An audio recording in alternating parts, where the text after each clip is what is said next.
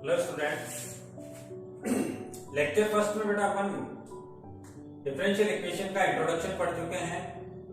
Differential equation क्या होती है, कितने टाइप्स की होती है, डिफरेंशियल इक्वेशन का ऑर्डर क्या है, डिफरेंशियल इक्वेशन की डिग्री क्या है और डिफरेंशियल इक्वेशन को एक गिवन फंक्शन से कैसे बनाया जाता है।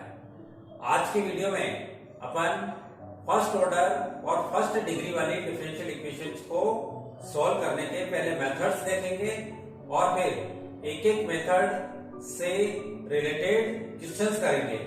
तो इस तरीके से अपन यहाँ पर आज के टॉपिक को स्टार्ट करते हैं। देखिए, तो यहाँ पे अपना हेडिंग यही है, फर्स्ट ऑर्डर और फर्स्ट डिग्री की डिफरेंशियल इक्वेशन को सॉल्व करना है। ठीक है, तो सबसे पहले तो देखिए जनरल फॉर्म क्या होता है फर्स्ट ऑर्डर और फर्स्ट डिग्री की डिफरेंशियल इक्वेशन का। जैसा कि आपको लेक्चर फर्स्ट में पढ़ने को मिला था कि ऐसी डिफरेंशियल इक्वेशन जिसमें dy बाई dx अगर है तो इसका मतलब है कि उसकी ऑर्डर 1 हो गई।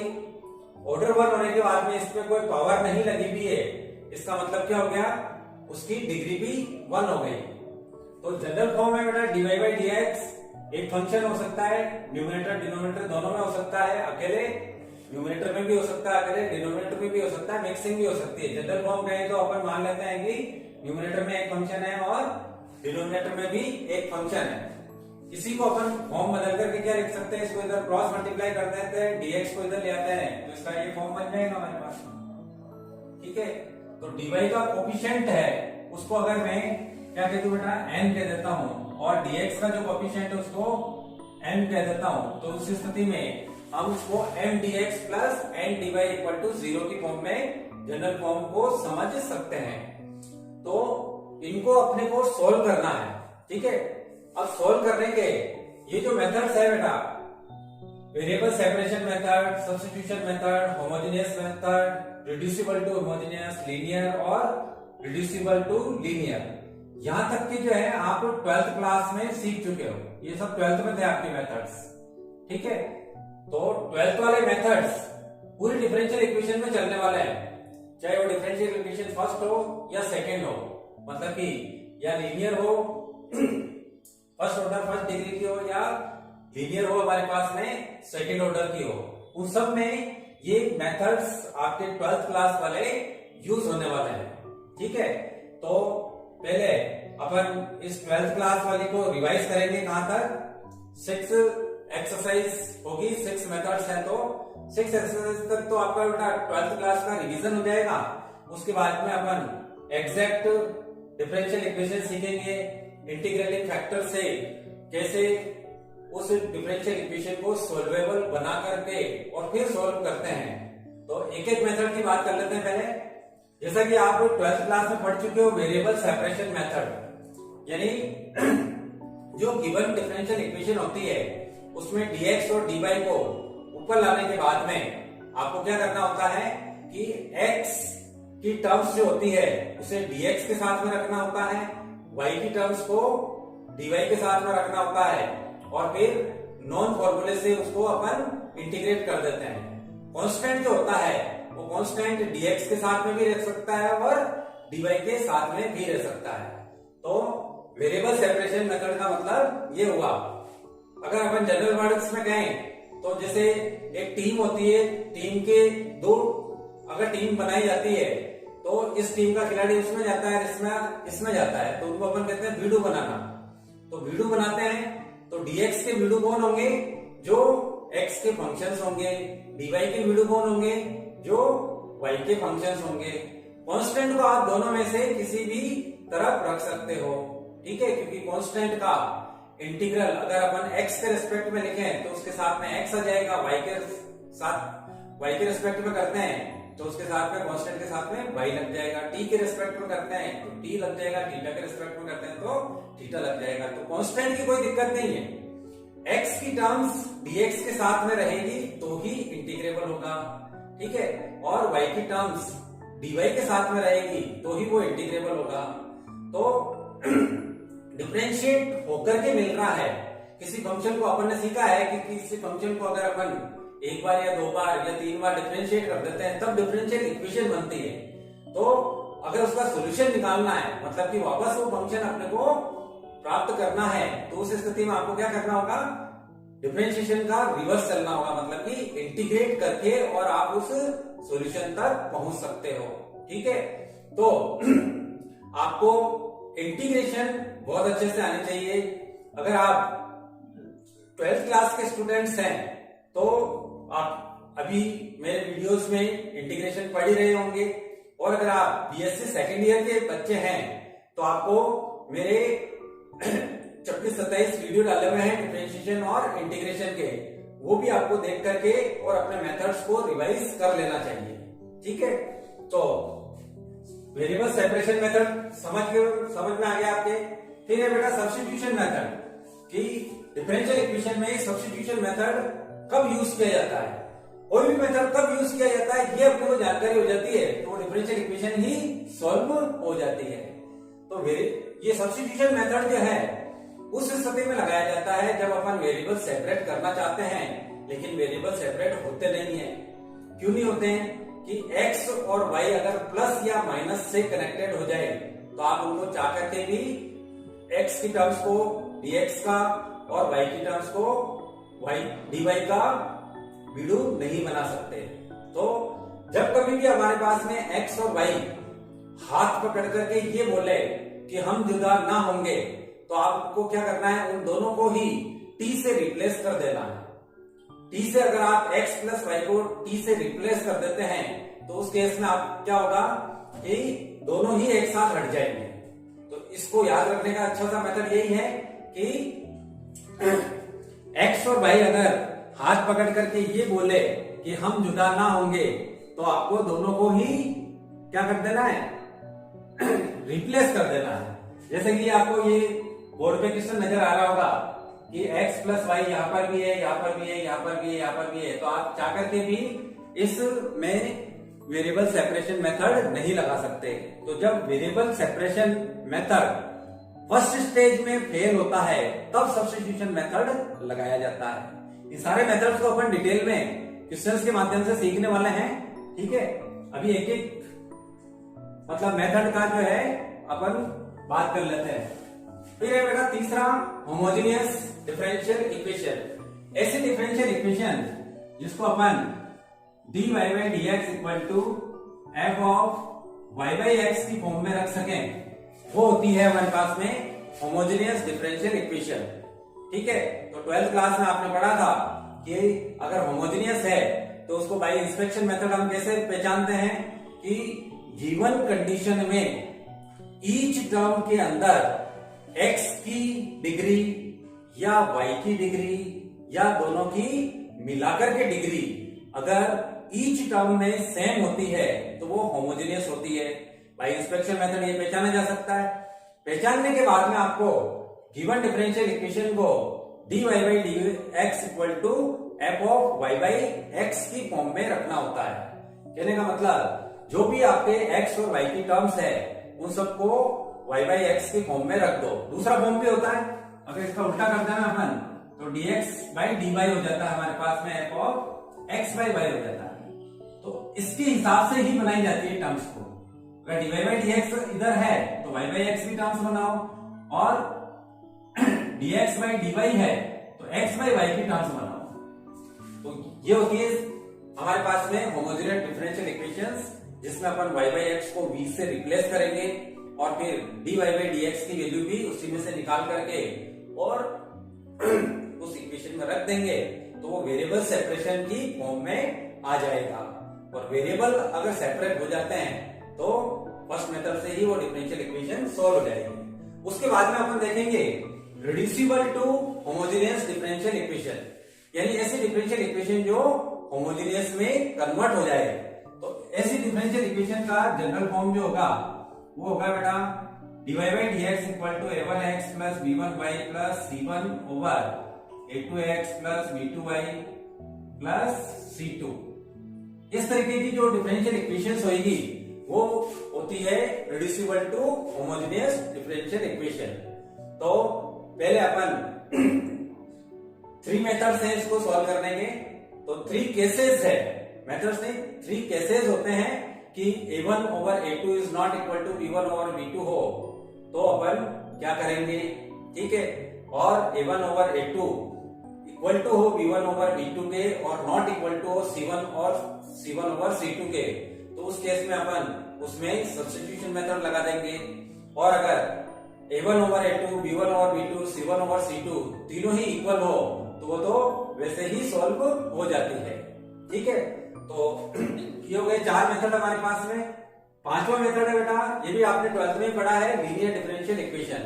ऐसी डिफरेंशियल इक्वेशन जिसका फॉर्म या तो dy by dx plus py equal to q हो, और या फिर दूसरा फॉर्म हो सकता है हमारे पास में dx by dy plus px equal to q का फॉर्म। अगर बेटा ये फॉर्म होता है तो dy बाई dx है, तो जाहिर सी बात है कि यहाँ पे y में क्या है, dx है, तो p और q जो होते हैं वो x के फंक्शंस होते हैं, या फिर लीस्ट कंडीशन में वो कांस्टेंट हो सकते हैं।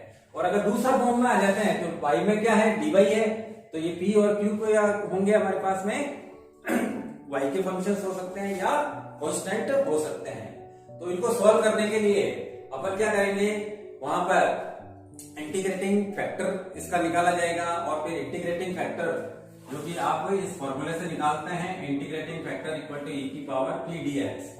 इससे अपन पहले इंटीग्रेटिंग फैक्टर निकाल लेंगे, और इंटीग्रेटिंग फैक्टर के बाद में इसका जो सॉल्यूशन होगा वो y into integrating factor equal to integral of q into integrating factor if short में कह देते हैं dx प्लस c से इसका सॉल्यूशन निकाल लेंगे।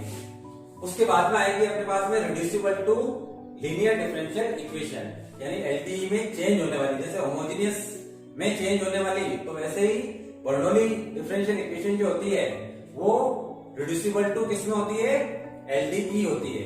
तो उसमें अपन देखेंगे कि जनरल फॉर्म जो होगा उसका वो इस फॉर्म से बिल्कुल मिलता जुलता होगा, और यहाँ पर कोई y का फंक्शन या y की पावर और मल्टीप्लाई में होगी। ये एक्स्ट्रा टर्म होती है जिससे अपन इसको डिवाइड कर देंगे, और डिवाइड करने के बाद में जो हमारे पास में x का कोफिशिएंट बनेगा उसको अपन रिप्लेस करेंगे, तो वो reducible to linear differential equation हो जाएगी, ठीक है।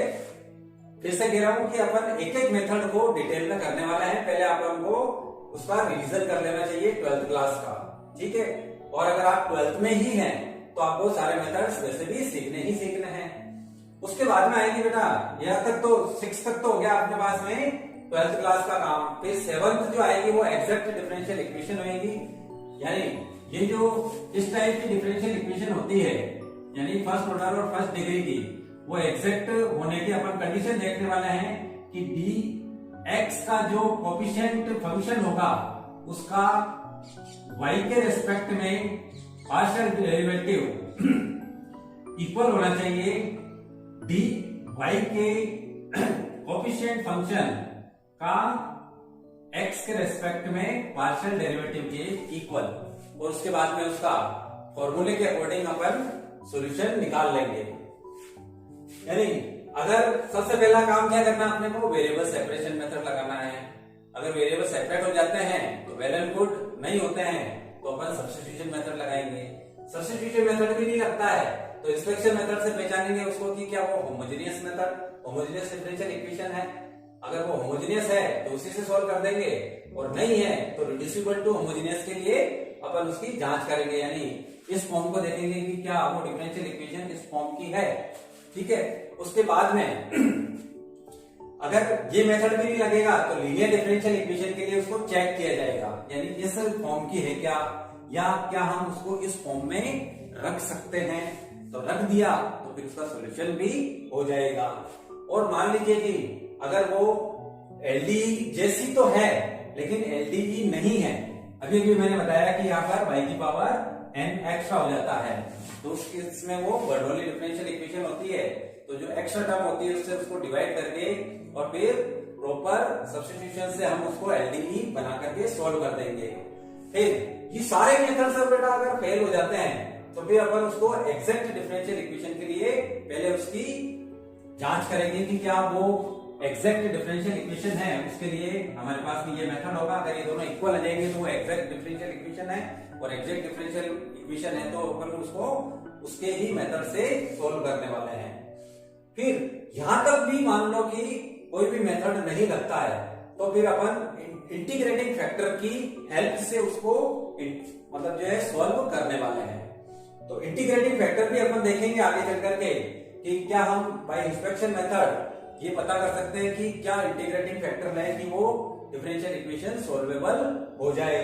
और ये इंस्पेक्शन मेथड का मतलब हुआ कि अपने को सोचना पड़ता है कि मैं इंटीग्रेटिंग फैक्टर यानी कोई x का या y का फंक्शन क्या लूं कि उससे इक्वेशन को मल्टीप्लाई कर दूं तो वो सॉल्वेबल हो जाए।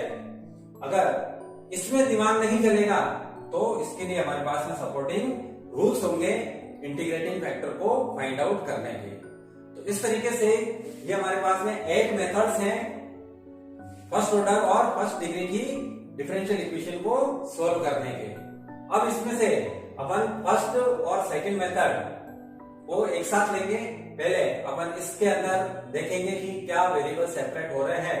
अगर वेरिएबल सेपरेट हो रहे हैं तो उस केस में अपन उसी के अकॉर्डिंग dx और dy की वीडियो बना करके उस इक्वेशन को सोल्व कर देंगे। और अगर x और y हाथ पकड़ करके ये बोले कि हम जुदा ना होंगे तो उस केस में दोनों को ही अपन क्या कर देंगे, रिप्लेस कर देंगे t से, और वो वेरिएबल सेपरेशन मेथड में कन्वर्ट हो जाएगी। फिर वेरिएबल को सेपरेट करके और both the side upon integrate करके और उसका सॉल्यूशन निकाल लेंगे। तो ये तो हो गए बेटा ब्रीफ में कि कितने मेथड्स होते हैं और कैसे उनको सॉल्व किया जाता है। अब एक एक मेथड लेंगे और उस मेथड से रिलेटेड काफी सारे क्वेश्चन सॉल्व करेंगे तो अपने को ये समझ में आ जाएगा कि अपने को कब कौन सा मेथड यूज करना है, कब कौन सा मेथड सुटेबल रहता है। तो देखिए आइए करते हैं। देखिए अब अपन एक एक मेथड को डिटेल में सीखने वाले हैं। सबसे बेटा पहला बेसिक मेथड है हमारे पास में वेरिएबल सेपरेशन मेथड, क्योंकि सब्स्टिट्यूशन के बाद में भी अपने को वेरिएबल सेपरेशन पे जाना पड़ता है, होमोजेनियस के बाद में भी वेरिएबल सेपरेशन पे जाना पड़ता है, और रिड्यूसिबल टू होमोजेनियस है तो उसमें भी वेरिएबल सेपरेशन पर जाना पड़ता है। यानी ओवरऑल फर्स्ट मेथड आपको पक्का समझ में आना चाहिए। तो देखिए मैंने कुछ क्वेश्चंस लिख रखे हैं यहाँ पर, उसमें से अपन अलग डिफरेंट क्वेश्चंस को सॉल्व करते रहेंगे। जैसे बेटा फर्स्ट क्वेश्चन है हमारे पास में 1 minus x dy minus 3 plus y dx equal to 0। इसको सॉल्व करना आपने, ठीक है। अब वेरिएबल्स को सेपरेट करने के लिए आपको dx और dy की टर्म्स को आमने सामने रखना है, ठीक है ना। एक टीम में ये और एक टीम में वो, यानी 1 minus x dy equal to लिख सकते हैं अपन, ये इधर जाएगा तो 3 प्लस y dx हो जाएगा। अब देखिए अपने को बनाने हैं वीडू का मतलब कि dy के साथ में y की टर्म्स होनी चाहिए और dx के साथ में x की टर्म्स होनी चाहिए, लेकिन यहाँ पर तो सब क्या हो रहा है, उल्टा पुल्टा हो रहा है। तो बेटा क्रॉस मल्टीप्लिकेशन मेथड से अपन इसको इधर और इसको इधर भेज सकते हैं। तो ये बन जाएगा अपने पास में dy के नीचे आ जाएगा 3 प्लस y और dx के नीचे आ जाएगा बेटा 1 माइनस एक्स। आ गया। अब इनको इंटीग्रेट बोथ द साइड कर सकते हैं। 1 ओवर जैसे ये है अपन इसको y प्लस 3 लिख लेगा और इसमें से माइनस को मैं कॉमन आउट करके और इसको लिख देता हूँ x माइनस 1 dx, ठीक है। अब अपन इन दोनों को इंटीग्रेट कर सकते हैं, दोनों लीनियर टर्म है नीचे। 1 ओवर लीनियर टर्म का लॉग में जाता है, यानी 1 ओवर कौन सा फॉर्मूला याद आना चाहिए आपको, 1 over px plus minus q dx का, जो कि होता है बेटा 1 over p log of px plus minus q plus c होता है। तो उसके अकॉर्डिंग करते हैं तो ये बन जाएगा हमारे पास यहाँ पे y का और x का कोएफिशिएंट अपन ने प्लस 1 कर लिया है, तो अपन इसको सीधा log में ले जा सकते हैं। तो log ऑफ y प्लस 3 हो जाएगा, इधर माइनस है तो log ऑफ x माइनस 1 हो जाएगा। इंटीग्रेट हो चुका है तो एक साइड में आपको कांस्टेंट ऑफ इंटीग्रेशन लगाना है, केवल c लगाना है, ठीक है। इस केस में देखिए ये भी log है और ये भी log है, तो 2 log है तो 2 को 1 करना तो धर्म का काम होता है। तो अपन यहाँ पे धर्म कर लेते हैं, इंटू से कि अपन इसको y plus 3 plus log x minus 1 लिख करके सामने c कर देते हैं। तो log m plus log n equal to log mn से ये 2 log 1 बन जाएंगे। तो ये बन जाएगी टर्म्स हमारे पास में y+3 इंटू एक्स माइनस 1। ये सिंगल लॉग बन गया, सामने है बेटा c। एक आंसर तो ये हो चुका है। अगर आप इसका फॉर्म चेंज करना चाहते हैं तो एक साइड से आप लॉग हटा करके दूसरे को ऊंची देनी है, मतलब कि e की पावर बना देना है। तो अपन क्या लिख सकते हैं इसको, y+3 into x minus 1 equal to e की पावर c। अब ये e की पावर c बन गया है तो c की ही फॉर्म में होना चाहिए। आप यहाँ पे क्या कर सकते हैं कि c को c1 बना करके और इसको c बना दो, या फिर कोई दूसरा आर्बिट्री कांस्टेंट कर दो, जैसे capital A, capital B, capital C, capital K, ये आर्बिट्री कांस्टेंट होता है, तो इसलिए अपन इसको चेंज कर सकते हैं। तो y+3 x minus 1 equal to, जैसे मैंने कर दिया a और मैंने साइड में लिख दिया where a is equal to e की पावर c। दूसरा तरीका क्या है कि c को c1 बना करके और यहाँ पर c लिख दो, तो c इक्वल टू हो जाएगा बेटा e की पावर c1 हो जाएगा। बिल्कुल इजी है ये मेथड, लेकिन बेसिक मेथड है, सभी में काम में आएगा, इसलिए आपको इस मेथड में तो सबसे ज्यादा मेहनत करनी है। आप ये सोच रहे होंगे कि ये तो इजी मेथड है, इजी मेथड नहीं, ये बेसिक मेथड है। तो बेसिक मेथड को बहुत अच्छे से आपको सीखना चाहिए। अब सेकंड क्वेश्चन लेते हैं, देखिए जैसे डिफरेंट क्वेश्चंस लेंगे तो आपको सारे मेथड्स याद आ जाएंगे और नए बच्चे हो तो सारे सीख जाओगे। तो अगला है हमारे पास में x minus y square x dx equal to y minus x square by dy। तो अभी आप देख रहे हैं कि x और y की टर्म्स जो है वो कैसी है, मिक्सअप है। तो मिक्सअप है तो उनको सेपरेट करो, अलग अलग करो। तो जैसे आप यहाँ पे देख रहे हैं कि यहाँ पे x कॉमन आ रहा है, यहाँ पे y कॉमन आ रहा है। तो बेटा यहाँ से अगर x कॉमन ले लिया जाए तो 1 माइनस वाई स्क्वायर हो जाएगा dx इक्वल टू, यहाँ पे आप देख रहे हैं कि y कॉमन आ रहा है तो 1 माइनस एक्स स्क्वायर dy। ठीक है, ये टर्म्स सेपरेट हुई है अभी, ठीक है ना। अब वही ग्रुप बनाओ इनके, इसके साथ में ये चलेगा, ये नहीं चलेगा, dy के साथ में ये चलेगा, ये नहीं चलेगा। तो जो नहीं चले उसको नीचे भेज दो। तो क्या हो जाएगा बेटा, 1 माइनस वाई स्क्वायर के नीचे y आ जाएगा। थोड़ा सा गलत कर दिया मैंने, इधर dx है तो x की टर्म्स को लगाना है ना। तो x है यहाँ पर 1 माइनस एक्स स्क्वायर dx और इधर हो जाएगा y over 1 minus y square dy। अब ये वेरिएबल सेपरेट हो चुके हैं। अगर आपको इंटीग्रेशन के सारे मेथड्स आते हैं तो आप इन दोनों टर्म्स को इंटीग्रेट कर सकते हैं। तो करते हैं, देखिए करने के लिए अपन यहाँ पर जैसे इसको x over 1 minus x square को इंटीग्रेट करना चाहते हैं और इधर y over 1 minus y square को इंटीग्रेट करना चाहते हैं। ठीक है, तो आपको एक मेथड याद आ गया होगा, शॉर्ट मेथड होता है कि f(x) ओवर अगर fx हो तो अपन इसको सीधा log fx लिख सकते हैं। ठीक है, इस मेथड से अपन इसको इंटीग्रेट करते हैं। अदरवाइज क्या होगा कि आप इसको भी पुट करेंगे, इसको भी पुट करेंगे तो वो लंबा हो जाएगा। तो ये फॉर्मूला अपन यहाँ पर अगर यूज करने की कंडीशन बना दें तो उस केस में क्या होगा कि इससे अपन दोनों ही टर्म को इंटीग्रेट कर देंगे। तो देखिए यहाँ फंक्शन होता है, यहाँ इसका डेरिवेटिव होना चाहिए। तो ये फंक्शन अगर है तो इसका डेरिवेटिव क्या होगा, इसका डेरिवेटिव क्या होगा बेटा, 0 माइनस 2x।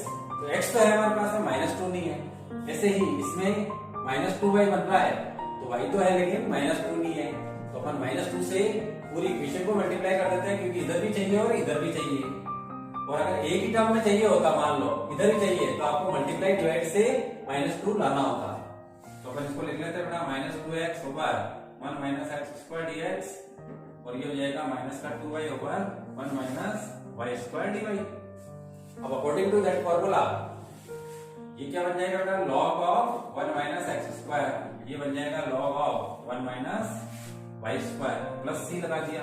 फिर से दो लॉग आ गए, तो दो लॉग आ गए तो दोनों को एक करेंगे अपन, 1 minus x square minus log 1 minus y square equal to c।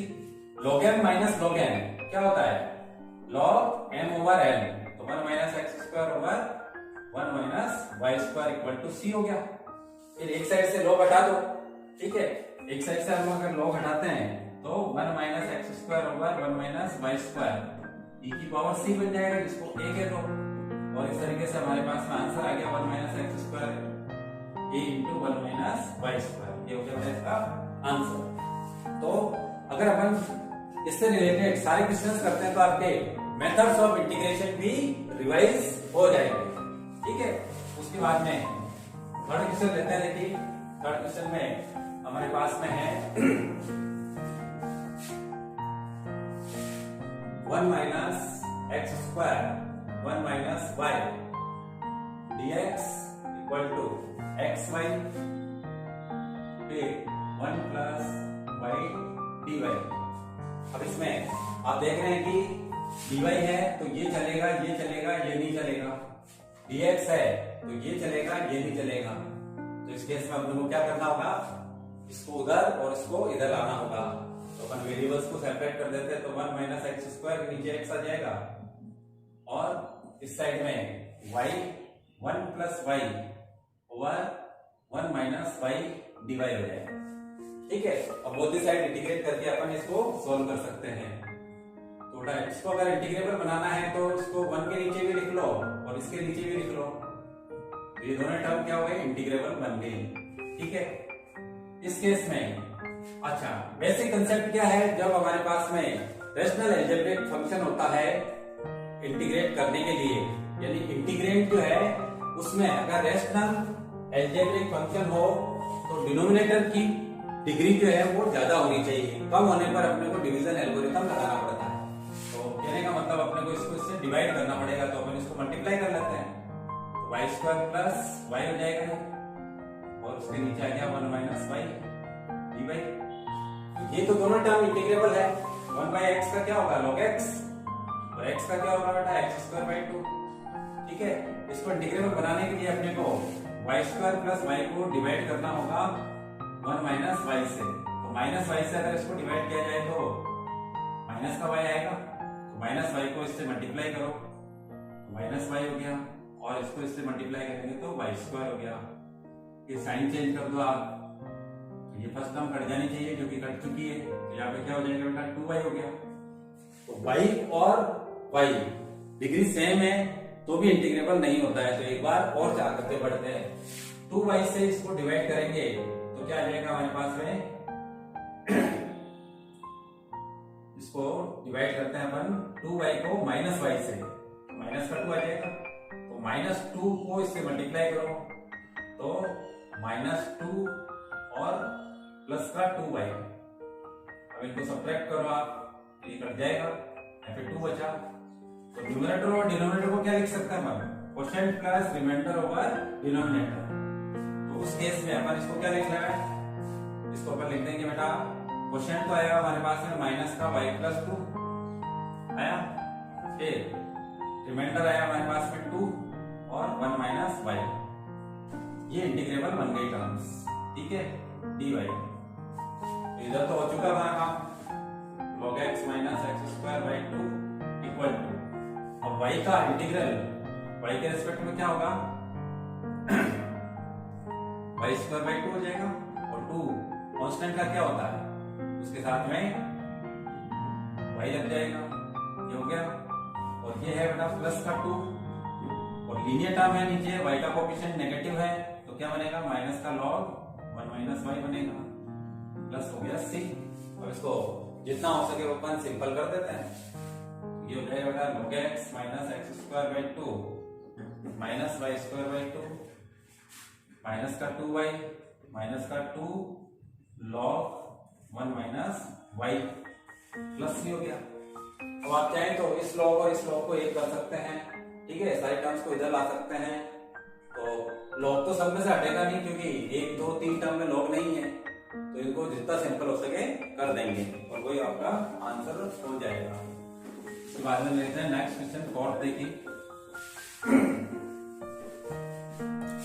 और क्वेश्चन है बेटा अपने पास में sec square x tan y dy plus sec square y tan x dx equal to 0।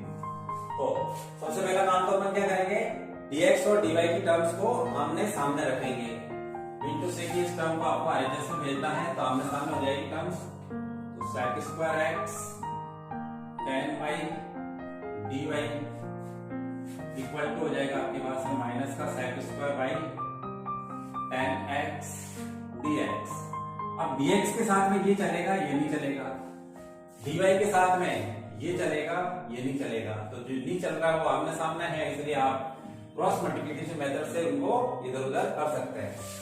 तो tan y के नीचे क्या आ जाएगा बेटा, sec स्क्वायर y आ जाएगा, dy इक्वल टू माइनस का tan x के नीचे क्या आ जाएगा हमारे पास में, sec स्क्वायर x dx हो जाएगा।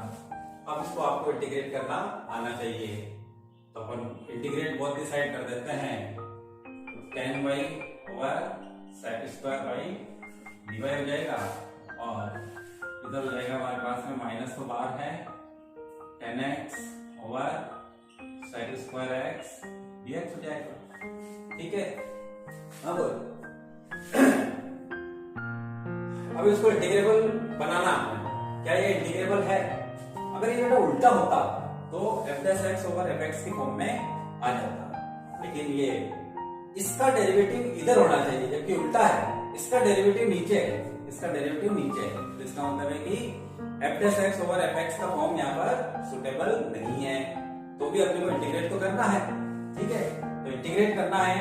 और ट्रिग्नोमेट्रिक फंक्शंस में आपको हमेशा ये ध्यान में रखना होता है कि जब कभी हमारे पास में सारे ट्रिग्नोमेट्रिक फंक्शंस हो तो उनको साइन कोस में कन्वर्ट कर लिया जाए।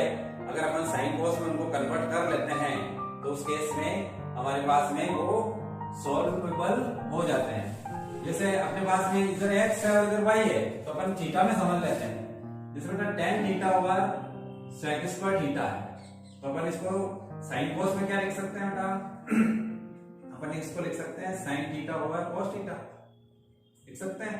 और ये है तो ये क्या हो जाएगा, 1 बाई cos स्क्वायर थीटा हो जाएगा। हो गया। इस केस में देखिए, अब एक cos अगर कैंसिल हो जाता है तो यहाँ पे एक cos बचेगा, एक cos बचेगा तो ऊपर जाएगा, यानी ये क्या बन जाएगा, sin थीटा cos थीटा बन जाएगा। बन गया। तो इस केस में ये क्या बनेगा, थीटा की जगह अगर अपन y लेते हैं तो ये बन जाएगा बेटा sin y cos y dy, और इधर हो जाएगा हमारे पास में sin x cos x dx। ठीक है। अब दो तरीके हैं इसको सोल्व करने के। अगर आप 2 से मल्टीप्लाई कर देते हैं बोथ द साइड, तो 2 sin a cos a equal to sin 2a का फॉर्मूला बन जाएगा। और या फिर इसको पुट करें तो ये मिल जाएगा, तो t dt बन जाएगा। इसको अगर अपन y तो कर नहीं सकते, z पुट कर देते हैं तो ये z dz बन जाएगा। तो उस केस में भी ये सॉल्वेबल है। दो मेथड है यहाँ पे, दोनों मेथड में से जो आपको इजी और दिमाग में जो क्लिक आती है उसी के अकॉर्डिंग चलना है। तो मान लो कि आपके पास में ये क्लिक आती है 2 sin थीटा cos थीटा जो है वो क्या होता है बेटा, sin 2 थीटा होता है। तो उस केस में अपन दोनों साइड में अपने को 2 चाहिए, तो 2 से इसको मल्टीप्लाई कर देते हैं। तो 2 sin y cos y equal to minus का 2 sin x cos x हो जाएगा। यानी इस तरीके से चल रहा है अगर, तो अपने को सब्स्टिट्यूट करने की जरूरत नहीं है। ठीक है। तो इस केस में देखिए ये क्या बन जाएगा बेटा, ये बन गया sin 2y dy equal to minus का sin 2x dx बन गया। अब sin kx का फॉर्मूला क्या होता है, इंटीग्रल ऑफ sin kx क्या होता है बेटा, माइनस का 1 by k cos kx plus c होता है। ठीक है। तो उस केस में ये बन जाएगा हमारे पास में माइनस का 1 by 2 cos 2y equal to minus के बाद माइनस का 1 बाई 2 और cos 2x प्लस c हो जाएगा। अब इस केस में आप इसको और सिंपल कर सकते हैं।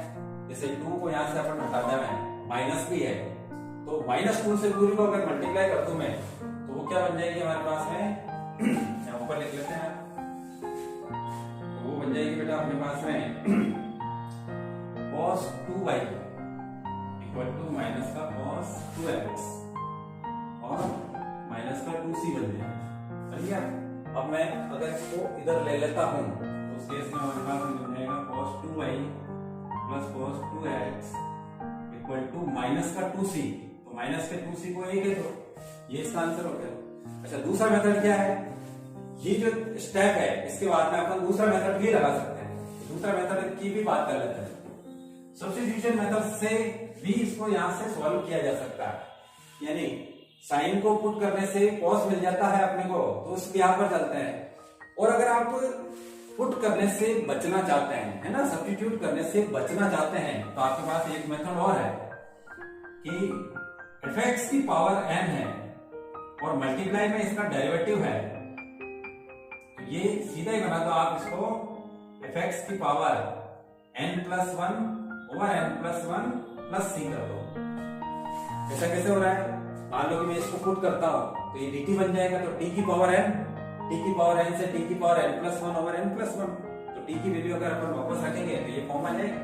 तो यहाँ पर मान लीजिए कि ये पावर में 1 है, इसके भी पावर में 1 है, तो एग्जैक्टली इस फॉर्म में आ गए।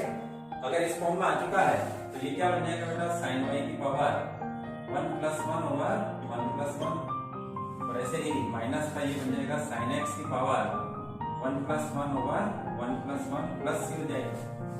यानी अब मैं इसको 2 से मल्टीप्लाई कर दूं तो ये 2c बन जाएगा, और ये बन जाएगा हमारे पास में sin² y equal to minus का sin² x और प्लस का a कर देता हूं, जहां पर a क्या हो जाएगा बेटा, माइनस का 2c हो जाएगा। तो ये मेथड भी हो गया हमारे पास। अब आप सोच रहे होंगे कि इसमें और इसमें आंसर तो चेंज आया, तो इस आंसर को मैं इस आंसर में ला सकता हूं, इजी है। कैसे, cos 2a का फॉर्मूला किसमें लगाऊं मैं, साइन की टर्म्स वाला लगा देता हूं, 1 माइनस 2 sin² y हो जाएगा, और ऐसे ही ये क्या बन जाएगा, 1 माइनस 2 sin² x बन जाएगा, इक्वल टू a है, 1 और 1 2, तो 2 को इधर ले लेंगे अपन, a प्लस a माइनस 2 हो जाएगा, फिर 2 से डिवाइड कर देंगे तो ये का यही फॉर्म आ जाएगा आपके पास। ठीक है, तो और क्वेश्चन हो गए हमारे पास में, फिफ्थ की ओर चलते हैं। सारे मेथड्स रिवाइज हो जाएंगे आपके अगर आप सारे क्वेश्चंस करते हैं तो। और ये मेथड तो मैं फिर से कह रहा हूँ कि बेसिक मेथड है, तो बेसिक मेथड है तो बेसिक मेथड को बहुत अच्छे से आपको सीखना चाहिए। फिफ्थ क्वेश्चन देखिए, बिल्कुल इजी क्वेश्चन है, dy/dx है प्लस अंडर रूट में 1 minus y² over 1 minus x² equal to 0 है। वेरिएबल्स को सेपरेट करना है तो पहले आमने सामने करिए, यानी अपन क्या कर देंगे, dy/dx इक्वल में कर देंगे। अच्छा दोनों का रूट अलग कर सकते हैं अपन, root a over b equal to root a over root भी होता है, सब जानते हैं आप, फिर भी मैं बताता हूँ ताकि जो नए बच्चे हैं वो सीख सके। Under root 1 minus y² under root 1 minus x²। अब dx उधर जाएगा तो ये यहीं रहेगा और ये यहाँ रह जाएगा। कहने का मतलब क्या हो गया, नेक्स्ट स्टेप क्या हो जाएगा, dy इक्वल टू माइनस का under root 1 minus y² over under root 1 minus x² dx हो गया। अब dx के साथ में ये चलेगा, ये नहीं चलेगा, तो इसको आपको इधर भेज देना है, तो ये बन जाएगा हमारे पास में अंडर रूट 1 माइनस y²। अच्छा माइनस इधर है या इधर है कोई फर्क नहीं पड़ेगा, ठीक है, तो माइनस को अपन इधर ही रख लेते हैं और under root 1 minus x² dx हो जाएगा। अब जानते हैं आपकी ये किसका डेरिवेटिव होता है, साइन इनवर्स x का, तो इसका इंटीग्रल बन जाएगा साइन इनवर्स x, इसका बन जाएगा साइन इनवर्स y बन जाएगा। तो ये बन गया बेटा sine inverse y equal to minus का sine inverse x plus c हो गया। इसके बाद में भी आप बहुत कुछ कर सकते हैं, जैसे बेटा मैं अगर इसको इधर ले लेता हूं तो sign inverse x plus sign inverse y हो जाएगा इक्वल टू c हो गया। फिर आप दो ITF को एक ITF बनाने का फॉर्मूला भी लगा सकते हैं, तो ये बना सकते हैं अपन sine inverse x root 1 minus y² plus y root 1 minus x² equal to c। फिर इस साइन इनवर्स को मैं यहां से हटा करके इस पर लगा दूंगा तो वो क्या बन जाएगा, साइन c बन जाएगा, और जो साइन c बन जाएगा तो अपन उसको a बना देंगे, तो ये भी आंसर हो सकता है और ये भी आंसर हो सकता है। ठीक है, अच्छा फिर कंफ्यूजन हो रहा होगा कि ये लिखूं या ये लिखूं, तो कंफ्यूजन होने की कोई दिक्कत ही नहीं है। डिफरेंशियल इक्वेशन में एक से ज्यादा आंसर के फॉर्म हो सकते हैं, तो जितने पॉसिबल हो उतने और करके आपको आंसर दे देना है कि ये आंसर होगा और ये आंसर होगा, और हो तो वो आंसर होगा। तो इस तरीके से आप कंफ्यूजन दिमाग में नहीं रखना है। अच्छा बुक के अंदर कहीं सी लगा हुआ होगा, कहीं साइन इनवर्स सी लगा हुआ होगा, कहीं log सी लगा हुआ होगा, तो उसको आपको भूल जाना है कि बुक में क्या लिखा हुआ है। आपको तो केवल क्या लगाना है बेटा, सी लगाना है। और सिंप्लीफाई करने के बाद में अगर वो सी किसी और में कन्वर्ट होता है तो उसको कर देना है, नहीं हो तो सी का सी रख देना है। इस तरीके से हमारे पास में 10 में से 5 क्वेश्चन हो चुके हैं। तो 6 क्वेश्चन करते हैं। देखिए 6 क्वेश्चन है हमारे पास में dy by dx equal to x 2 log x plus 1 over sin y plus y cos y। और वेरिएबल सेपरेट करते हैं तो देखिए सबसे पहले तो dx यहां से हट करके कहां आएगा, इधर आ जाएगा। dx के साथ में ये भी चलेंगे, ये भी चलेंगे, ये भी चलेंगे, तो इसको अपन उधर भी रखेंगे। तो क्या बन जाएगा हमारे पास में sin y y cos y dy equal to x। तो यहाँ पे क्या हो चुका है, log x स्क्वायर हो जाएगा, इसको स्क्वायर बना देता है, x log x स्क्वायर, ठीक है। और स्क्वायर नहीं भी बनाओ तो चलेगा, फिर x इधर आ जाएगा प्लस x और ये हो जाएगा बेटा dx, ठीक है। सारी टर्म्स इंटीग्रेबल है तो कर देते हैं इंटीग्रेट। तो इंटीग्रल sin y का आपको आता ही है। अच्छा y cos y है तो आपको इंटीग्रेशन बाय पार्ट्स लगाना होगा। और इधर हो गया हमारे पास में 2x log x plus x, इसमें भी आपको इंटीग्रेशन बाय पार्ट्स लगाना है। तो इंटीग्रेशन बाय पार्ट्स के अंदर अगर एक फंक्शन जो है बेटा एल्जेब्रिक फंक्शन हो तो आपको शॉर्ट मेथड से उसको इंटीग्रेट करना आना चाहिए।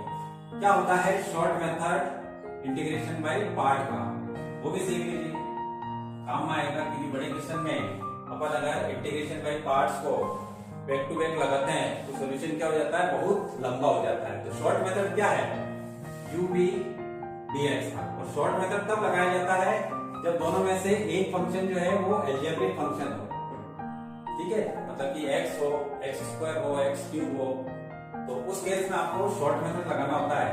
तो वो क्या होता है वो सीख लीजिए। u v dx chain rule जिसको बोलते हैं, u को एज इट इज रखते हैं और v को इंटीग्रेट करते हैं, ठीक है, प्लस का साइन, ठीक है। अब मान लीजिए कि ये v1 बन गया, इंटीग्रेट होकर के ये चेंज होएगा। तो अगर ये v1 बन गया हमारे पास में तो उस केस में हम यहाँ पर माइनस का साइन लगाएंगे और फर्स्ट को डिफरेंशिएट करेंगे, डेरिवेटिव ऑफ u करेंगे, ठीक है। अब डेरिवेटिव ऑफ u करेंगे तो उसके बाद में ये जो v1 बना है उसको अपन इंटीग्रेट करेंगे, v1 को इंटीग्रेट करेंगे। माइनस का साइन लगाया, फिर प्लस का लगाना है। मान लो कि ये डिफरेंशिएट होने के बाद में u1 बन जाता है और ये इंटीग्रेट होने के बाद में v1 बन जाता है, तो u1 को डिफरेंशिएट करेंगे, ठीक है। इसमें ब्रैकेट लगाते हुए चलना और इनके साइन जो है, नंबर है, वो वही के वही रखनी है। तो u1 को आप क्या करेंगे बेटा, डिफरेंशिएट करेंगे और v1 को इंटीग्रेट करेंगे, तो v1 dx हो जाता है। तो इस तरीके से ये प्रक्रिया चलती रहती है जब तक कि x खत्म ना हो जाए, ठीक है। इस मेथड को आप यहाँ पर यूज कर सकते हैं। तो करते हैं, देखिए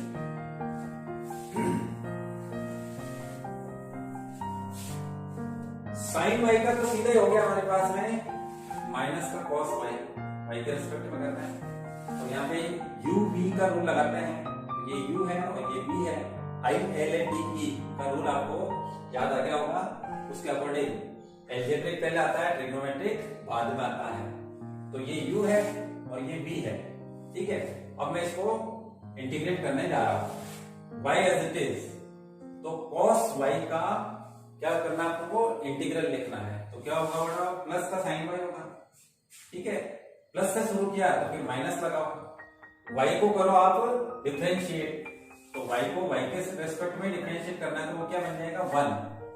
और इसको करना आपको इंटीग्रेट, तो साइन y का क्या हो जाएगा, माइनस का cos y हो गया। अब देखो, आप मेथड सीखते समय जरूर ये सोच रहे होंगे कि ये कितना लंबा चलेगा। तो ज्यादा लंबा चलने की जरूरत नहीं है, y है तो y खत्म हो चुका है। अगर मैं अगला स्टेप लेता हूं प्लस में लंबा माइनस के बाद में, तो 1 का डेरिवेटिव 0 हो जाएगा, इसका इंटीग्रल आता ही अपने को, तो मल्टीप्लाई में 0 आ गया, तो इसका मतलब है कि जब कांस्टेंट बन जाता है अपने पास में x या y, तो उस केस में वहीं पर रुक जाना है, तो रुक गए अपन, और यहाँ पर काम हो गया अपना इक्वल टू, ये जो x है उसका मैं पहले लिख देता हूँ x² 2, ठीक है। अब इसको इंटीग्रेट करना है मेरे को, तो इसको इंटीग्रेट करना है तो ये u बनता है और ये v बनता है, तो u फर्स्ट फंक्शन हो तभी चेन रूल लगाया जाता है, otherwise you have to apply integration by parts, मतलब कि यूपी का रूल लगाना पड़ेगा। x अगर u बन रहा होता तो अपन होगा वही मेथड इधर भी लगाते हैं, लेकिन यहाँ पर वो नहीं लगा सकते अपन, तो 2 को एज इट इज रखते हैं और इसमें यूबी का रूल अप्लाई करते हैं। तो आपके ये u है और ये v है, क्योंकि log x को डायरेक्ट आप इंटीग्रेट नहीं कर सकते, तो log x as it is x का इंटीग्रल x² 2 हो जाएगा, फिर माइनस log x का डेरिवेटिव 1/x और x का इंटीग्रल x² 2, और ये जो आ रहा है इसको इंटीग्रेट करना होता है आपने, ठीक है। अब आगे बढ़ते हैं, देखिए ये तो सब निपट चुके हैं अपने पास, ये हो गया हमारे पास में y sin y minus cos y लिख देता हूँ इसको, क्योंकि फर्स्ट पोजीशन में माइनस है तो अपन इसको इधर उधर लिख देते हैं, ये माइनस माइनस क्या हो जाएगा प्लस cos y हो जाएगा, ठीक है। ये cos y और ये cos y कैंसिल हो जाएंगे, कर दो, ये cos y कैंसिल हो गया, इधर ये तो निपट चुका है अपने पास में x² 2, ठीक है। ये भी काम हो चुका है, अगर 2 अंदर ले आए तो ये 2 और ये 2 कैंसिल कर दो, बार वाली दिक्कत ही खत्म, ये टर्म तो 3 हो चुकी है हमारे पास में, प्लस का x² log x, ठीक है। फिर माइनस के बाद में एक x बटा यहाँ से अगर कैंसिल कर दो, 2 ऑलरेडी कैंसिल हो चुका है, तो x का डेरिवेटिव x का इंटीग्रल क्या बन जाएगा x² 2, अब लगा दो बेटा c, ठीक है। अब इसमें से आप चाहे तो सारी टर्म्स को इधर ले लें और इक्वल में c कर दें, और वही आपका क्या हो जाएगा, आंसर हो जाएगा। फिर लेते हैं, देखिए 7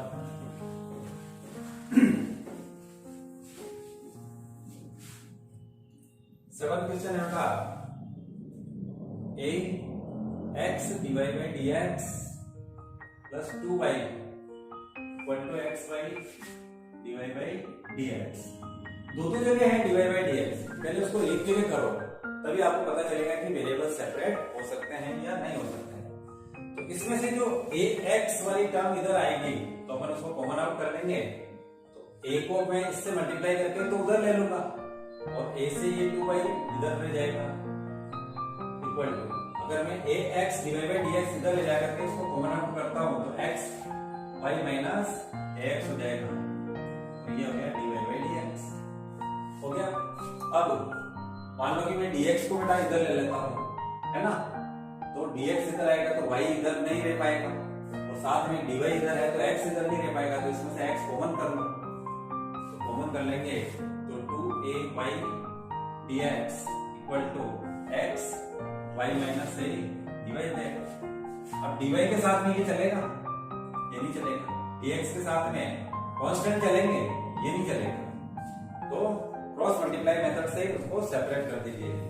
तो dy को पहले अगर लिख लेते हैं अपन, तो y माइनस a के नीचे कौन आएगा बेटा, y आएगा, ये y आएगा, dy हो गया। आरएचएस में अपन 2a dx है, 2a dx है, तो ये x इसके नीचे आएगा तो यहाँ पे x हो जाएगा। अब ये दोनों इंटीग्रेबल हो जाएंगे, देखिए तो जैसे इसको दोनों को सेपरेट कर लिया तो 1 हो जाएगा माइनस a ओवर y हो जाएगा, ये dy हो गया, इधर 2a को कांस्टेंट है 1/x dx हो जाएगा। अब 1 का y के रिस्पेक्ट में y हो जाएगा और 1/y का log y हो जाएगा, सामने 2a log x हो जाएगा और प्लस c हो जाएगा। और इसको थोड़ा सिंप्लीफाई कर सकते हो आप, जैसे इस और इस log को 1 कर सकते हैं, कैसे होगा वो 1, ये इधर आप तो दोनों ही नेगेटिव हो जाएंगे, ठीक है। तो अपन क्या करते हैं, इसको उधर भेज देते हैं, c को इधर ले आते हैं, 2a log x प्लस का a log y equal to, ये इधर चला गया तो प्लस का हो गया, अब c इधर आएगा तो y माइनस c हो जाएगा। अब इसमें से आप a कॉमन ले लो, ठीक है, ए कॉमन आएगा तो क्या होगा, ये ए कॉमन आ गया और उसको इसके नीचे भेज दिया, ये ए इधर आ गया। अब ये जो टू है इसको दो लोग को एक करते हैं तो तेरे मेरे बीच में कोई नहीं होना चाहिए, तब दो लोग एक बनते हैं, यानी log a plus log b equal to log ab बनता है। तो ये तेरे मेरे बीच की जो पोजीशन है इसको आप स्क्वायर बना दीजिए और अब ये दो log एक बन जाएंगे, तो वो क्या बन जाएगा बेटा, log of x square y बन जाएगा, समझा। और सामने क्या है हमारे पास में, y माइनस सी ओवर ए है, ठीक है। अब इसको एक साइड से log हटा दो तो x square y equal to e की power y minus c over a हो जाएगा, ठीक है। अब इसमें भी आप सेपरेशन कर सकते हो कि इसको अलग कर दो और इसको अलग कर दो और इसको एक कांस्टेंट बना दो, मतलब कि हम इसको कर सकते हैं y बाई ए और e की पावर माइनस सी बाई ए, इसको नया कांस्टेंट बना दो e की पावर y बाई ए और इसको मैं a कह देता हूँ, एक्स स्क्वायर वाई की वैल्यू ये बन जाएगी, ये इसका सॉल्यूशन हो गया। तो इजी है। दो तीन क्वेश्चन और बचे हैं वो भी देख लेते हैं। 8 क्वेश्चन देखिए पहले।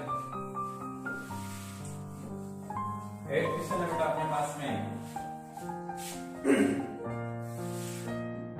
x plus y dx minus dy equal में है dx प्लस dy।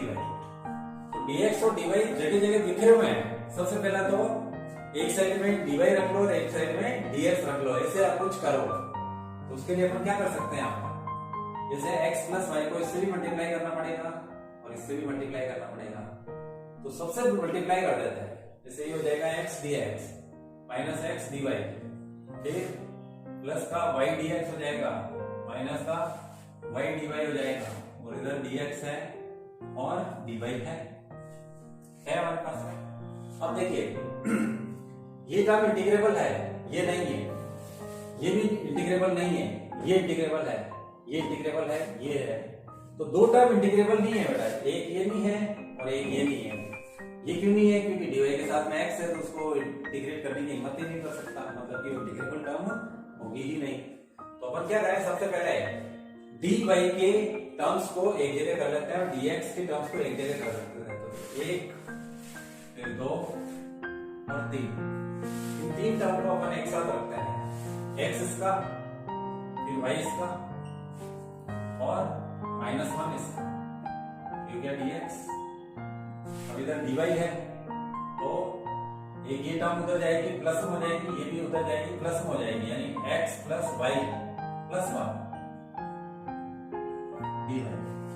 अब dy बाई dx की फॉर्म बनाइए, तो dy बाई dx की फॉर्म क्या बनेगी, देखिए ये इसके नीचे चला गया तो ये इसके नीचे आ जाएगा, यानी x प्लस वाई माइनस 1 होगा x प्लस वाई प्लस 1 बन गया, ठीक है। अब यहाँ पर आप जाकर के भी वेरिएबल्स को सेपरेट नहीं कर सकते, तो बेटा अगर वेरिएबल्स को सेपरेट नहीं करेंगे तो सॉल्व कैसे होगी। अभी आपको इंट्रोडक्शन में बताया है मैंने कि जब कभी भी x और y हाथ पकड़ करके ये बोले कि हम जुदा ना होंगे तो आप उन दोनों को ही रिप्लेस कर दो, यानी सब्स्टिट्यूशन मेथड यहाँ पर आपको लगाना है। तो उस केस में आपको क्या पुट करना होगा, ये अलग नहीं हो रहे हैं तो बिल्कुल ही इन दोनों को हटा दो और इसको मान लीजिए कि t बना लिया। तो dx अगर x प्लस वाई t बन रहे हैं तो dy बाई dx भी यहाँ से हटेगा। कैसे हटेगा, नीचे कौन है x, तो इसको कर दो बेटा differentiate with respect to x कर दो, तो x का x के रिस्पेक्ट में 1 हो जाएगा और y का dy बाई dx हो जाएगा, तो सामने क्या हो जाएगा dt बाई dx हो जाएगा। अब इसकी वैल्यू निकाल लो आप, तो dy बाई dx की जगह क्या लिख सकते हैं अपन, dt ओवर dx माइनस 1 लिख सकते हैं। एक ये और एक ये दोनों वैल्यू यहाँ पे रख देंगे। इसकी जगह मैं क्या रखूंगा, dt बाई dx माइनस 1 और x प्लस वाई यहाँ पर भी है, यहाँ पर भी है, ये क्या हो जाएगा बेटा t minus 1 over t plus 1 होगा, ठीक है। अब इस 1 को उधर भेजो तो वेरिएबल सेपरेशन की कंडीशन आ जाएगी, तो dt over dx equal to हो जाएगा हमारे पास में t minus 1 over t plus 1 plus 1। और ये प्लस 1 है तो इसको आप एलसीएम लीजिए, एलसीएम लेंगे तो क्या बन जाएगा, एलसीएम लेंगे तो यहाँ पे बन जाएगा t प्लस 1 यहाँ पे आ जाएगा और पूरे के नीचे क्या बन जाएगा t प्लस 1 बन जाएगा, तो एक t यहाँ पर कैंसिल हो जाएगा, सॉरी t कैंसिल नहीं होगा, 1 कैंसिल हो जाएगा, हो गया। तो ये बन जाएगा 2t, यानी ये क्या बन गया dt over dx equal to 2t over t plus 1 बन गया।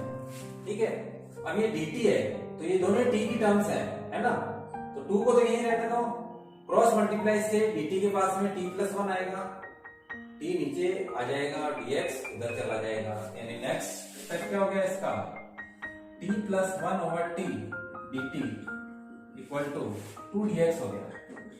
ये हो गया वेरिएबल सेपरेट। तो सब्स्टिट्यूशन के बाद में अपन किस पर आ गए, वेरिएबल सेपरेशन मेथड पे आ गए। अब ये तो इंटीग्रेबल है, 2x हो जाएगा।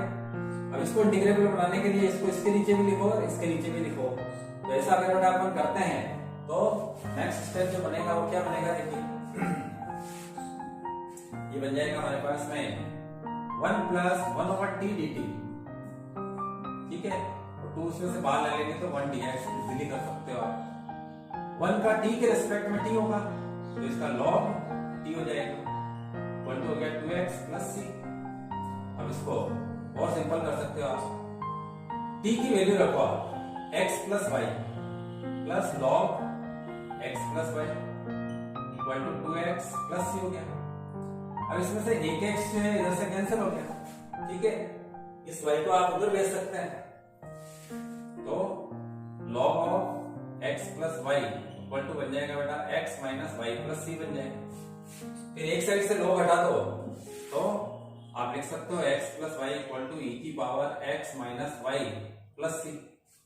ठीक है, e की पावर c को भी आप अलग करके a बढ़ा सकते हो, तो ये e की पावर x माइनस वाई हो जाएगा। तो x plus Y equal to a e की पावर x माइनस वाई बन गया। तो इसे जितने कन्वर्जन कर सकते हो उतना करना है।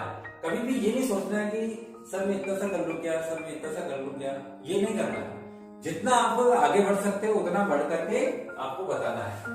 तो अपन ने देखा कि 8th क्वेश्चन में वेरिएबल सेपरेट नहीं हो रहे थे, x और y बोल रहे थे कि हम जुदा ना होंगे, तो हमने दोनों को ही समता दिया। कहने का मतलब हम दोनों को ही रिप्लेस कर दिया क्योंकि वो अलग नहीं हो रहे थे। तो जब अलग नहीं होते तो यही करना पड़ता है ना। तो 9th क्वेश्चन देखिए, e की पावर बेटा x plus Y equal to 1 plus d by dx। Same condition में देखिए x और y आप यहाँ पर अलग नहीं कर सकते, तो क्या करें, तो अपन इसको पुट कर देते हैं बेटा x plus Y equal to t। Differentiate with respect to x करेंगे तो 1 प्लस डी बाई dx की वैल्यू क्या बन जाएगी, dt बाई dx बन जाएगी। ये वैल्यू आपको इसकी जगह पे रखनी है और इसकी जगह पे आपको t रख देना है। तो ये क्या बन जाएगा, e की power t equal to dt by dx बन जाएगा। बन गया। हाँ भाई, et जो है dt का वैल्यू है तो dx को इधर ले आओ, तो dx इक्वल टू हो जाएगा dt ओवर e की पावर t। अब इसको डिवाइड कर सकते हैं अपन 1 dx, इसको ऊपर ले लेते हैं अपन तो e की पावर माइनस t dt हो जाएगा।